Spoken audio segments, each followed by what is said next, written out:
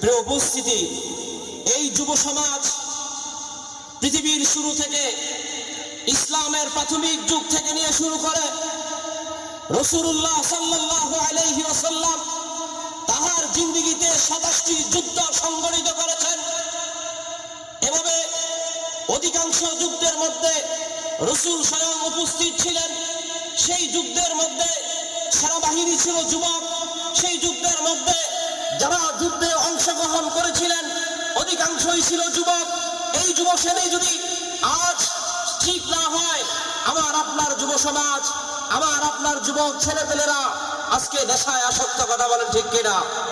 আমার আপনার যুব সমাজ ইয়াবায় আসক্ত, আমার আপনার যুব সমাজ এভাবে ট্যাবলেটে আসক্ত, আমার আপনার যুব সমাজ আল্লাহর নাফরমানিতে ব্যস্ত, আমার আপনার যুব সমাজ মা বাবার বেয়াদবিতে ব্যস্ত, আমার আপনার যুব সমাজ সমাজের অন্যায় অশ্লীলতার সাথে জড়িত, ঠিক কিনা কথা বলেন?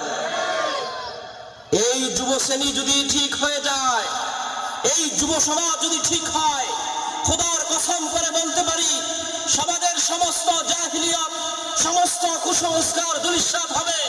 এই সমাজে ইসলাম প্রতিষ্ঠিত হবে, এই দেশে ইসলাম প্রতিষ্ঠিত হবে, সারা বিশ্বে কুরআনী শাসন ব্যবস্থা কায়েম হবে।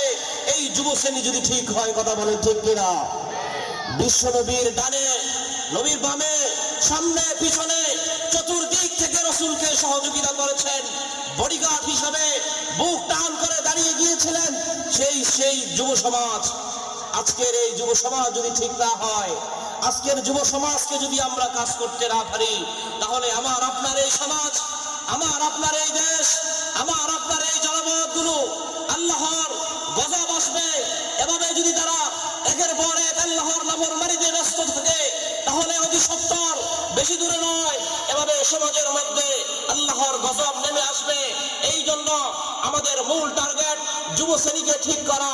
আমাদের মূল কার্যক্রম যুব শ্রেণীকে যদি ঠিক করা যায়, তাহলে সমাজের এভাবে পরিবেশ এবং দৃশ্য সুন্দর হয়ে যাবে, কথা বলেন ঠিক কিনা?